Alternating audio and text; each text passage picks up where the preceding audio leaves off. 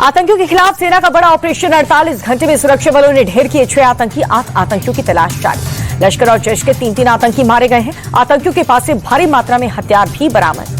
त्राल में गुरुवार को मारे गए 3 आतंकवादियों की तस्वीरें सामने आई। आसिफ अहमद शेख, आमिर नजरवानी और यावर अहमद बट के तौर पर तीनों की पहचान।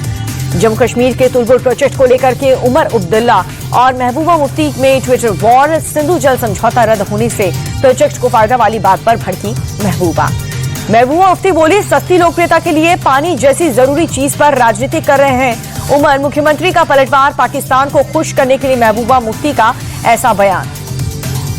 पीडीपी चीफ महबूबा मुफ्ती ने सिंधु जल संधि को स्थगित करने के फैसले को बताया दुर्भाग्यपूर्ण। कहा कि सरकार को इस फैसले पर पूर्ण विचार करना चाहिए।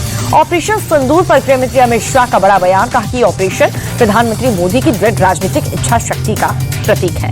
अमित शाह बोले, सुरक्षा एजेंसियों की सटीक सूचना से सफल हुआ ऑपरेशन सिंदूर। ये तीनों सेना की अचूक मारक क्षमता का अद्वितीय प्रतीक। दिल्ली के नॉर्थ ब्लॉक में गृह मंत्री शाह ने मल्टी एजेंसी सेंटर का किया उद्घाटन।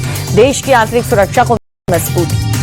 ऑपरेशन सिंदूर की कामयाबी के बाद भारत की बड़ी तैयारी। सरकार का डिप्लोमेटिक आउटरीच प्रोग्राम के तहत ऑल पार्टी डेलीगेशन बनाने का फैसला।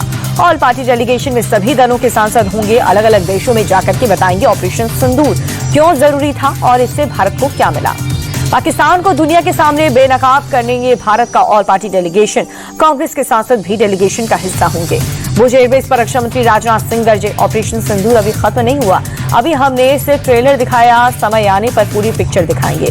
राजनाथ सिंह ने एयरफोर्स की जमकर के तारीफ की। बोले, जितनी देर में नाश्ता पानी उतनी देर में दुश्मन खत्म। सिर्फ 23 मिनट में आतंकी अजगर को कुचल डाला।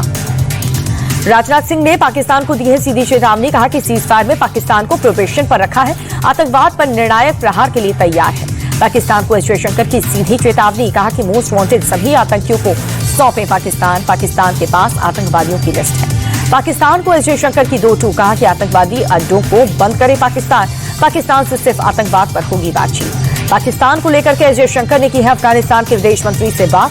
पहली बार तालिबानी विदेश मंत्री से भारत ने की बात। एस जयशंकर ने अफगान के मंत्री मुख्ताकी से भी बात की। शहबाज शरीफ ने लगाई शांति वार्ता की गुहार।